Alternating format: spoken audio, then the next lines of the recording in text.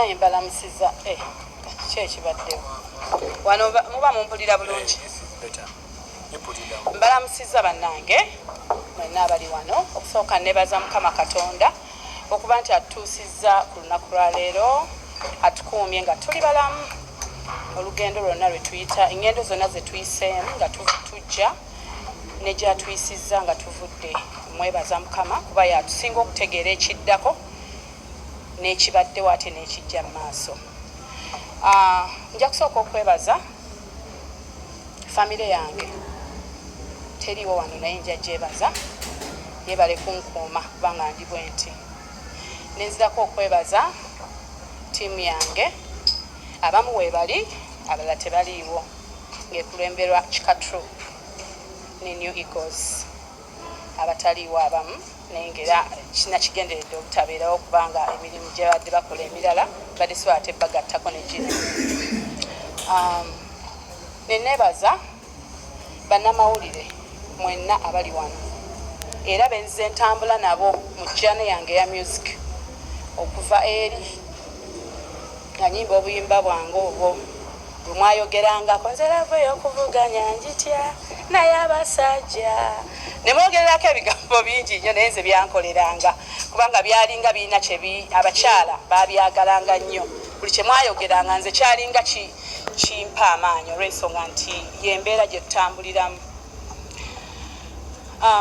Nebaza nnyo management yange nebaza abaami abali wano n'abakyala bizonto mwebale kubeerawo ku mukolo guno. Nebaza management tulina management ekulibwa map, thank you so much.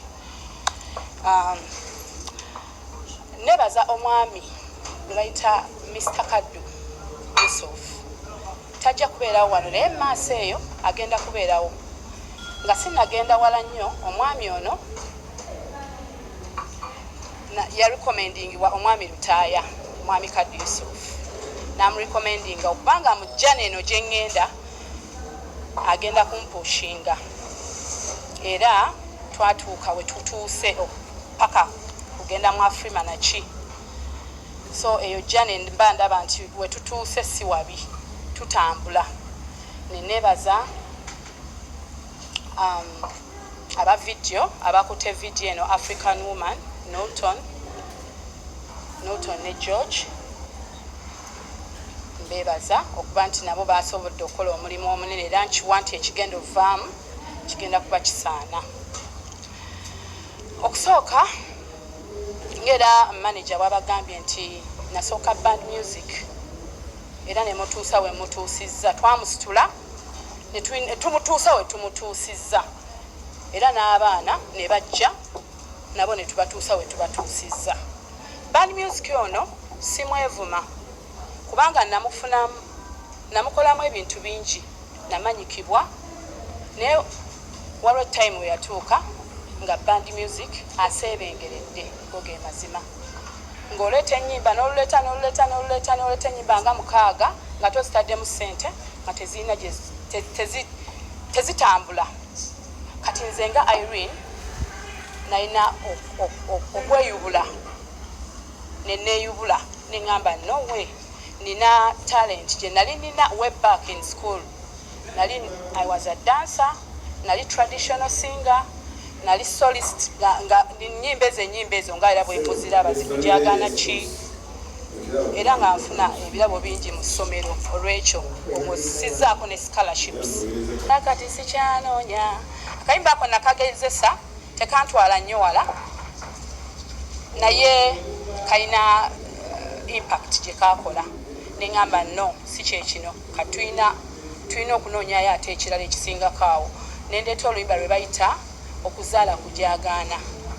Oluyimba olwo twalushootinga ne NG Films beba Norton ne Mr. Kaddu naye nga before kuleeta luyimba olwo waliwo omwami gwe natuula naye bamuyita Jamie Culture ne mugamba njagala kukyusa music wange naye njagala oleete oluyimba nga lulimu kino ne kino ne kino n'aluleeta. Bwe yaluleeta ne tulweditinga honorable n'aŋŋamba no kati olweditinga ne tulufuula kino era ne tukikola netukkiriziganya ne management ne tu editinga okutuuka awo we mwalulabira. Oluyimba olwo lwankolera ebyamagero.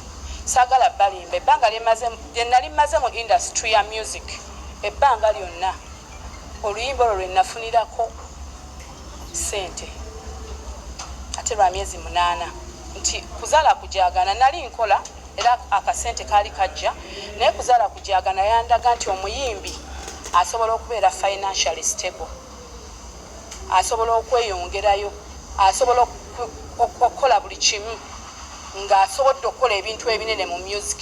Era natuuka ekiseera ne ŋŋamba kuzaala kujagana ono mutandise eno style mpya abantu tebagimanyidde.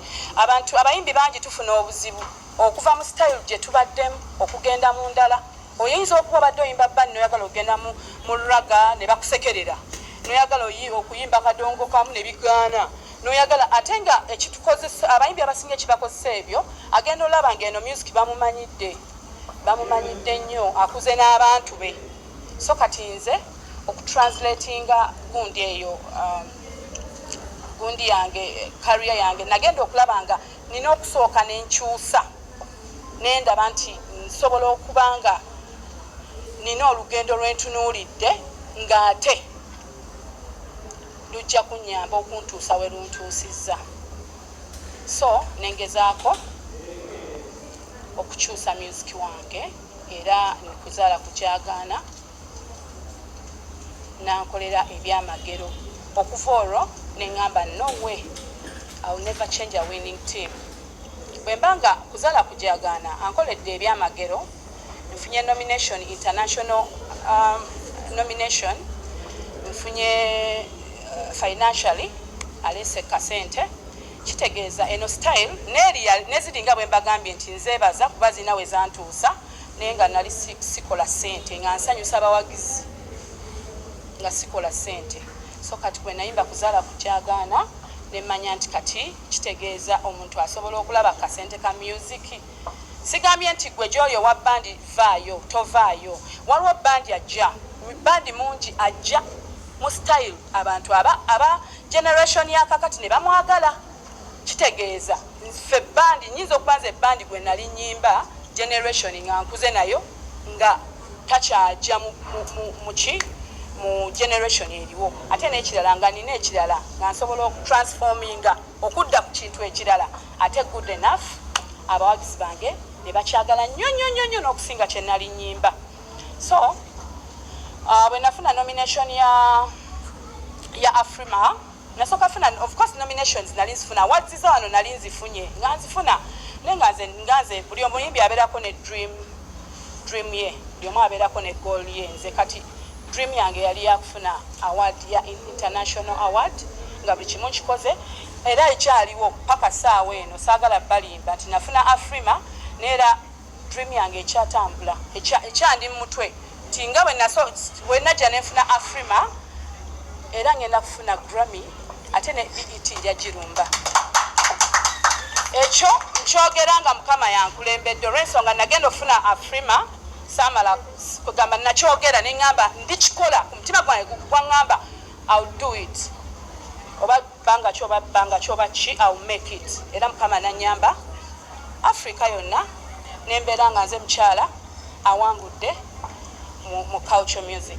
So kitegeeza Katonda akola ebyamagero. Kitegeeza mba njogedde ku Grammy ne BET tewaba kwekanga, Katonda ajja kikola era bijja kujja mu time yabyo. So ze zimu ku goals zange nze nga Irene, n'ekirala okutransforminga music wange okudda mu culture music oba queen of culture nze nga Irene. Era introduction ya queen of culture nze ngitandise leero, olugendo lwange olwa queen of culture lutandise leero era nga nsuubira mu lugendo lwange luno lwa queen of culture ngenda kukoleramu ebintu bingi. Right now tulina oluyimba lwa African Woman. Sibabulidde ennyimba ziri ndala, of course nsambira nyuma nga Janzi yaleeta award mu Afrima e Nigeria nendeetaawo ennyimba endala naye ennyimba ezo zonna zibadde zirimu eŋŋoma naye nga si ŋŋoma ŋŋanda. Mujja kwebuuza lwaki this time sese ŋŋoma ŋŋanda. Queen of culture kintu kigazi nnyo, culture kigazi so kyova olaba nina okugatta cultures zaffe eza Uganda nsobola ozituusa ewala ozipromotinga kuba saawa eno waliwo omuyimbi eyankubirako nga ennyimba zange ziri mu Uganda Airlines gye muyita Bombardier Uganda Airlines nagamba Irene ndi wano ngenda South Africa naye ennyimba zo ziri ku mu Uganda Airlines ne mugamba mulimu nnyimba ki nangamba tweyanze kuzaala kujagaana ngamba okay yes nenkitwala bwento nenkubira tiimu yange ne bagamba ekyo tujja kikolako mu maaso eyo naye byonna byonna nasooka kusanyuka olw'ensonga nti bakiraba nga kiri wafi okubanga music wange aplayinga mu nnyonyi mu Uganda Airlines kitegeeza apromotinga culture ayina kyagattako so nze nga Irene with effect from today ndi queen of culture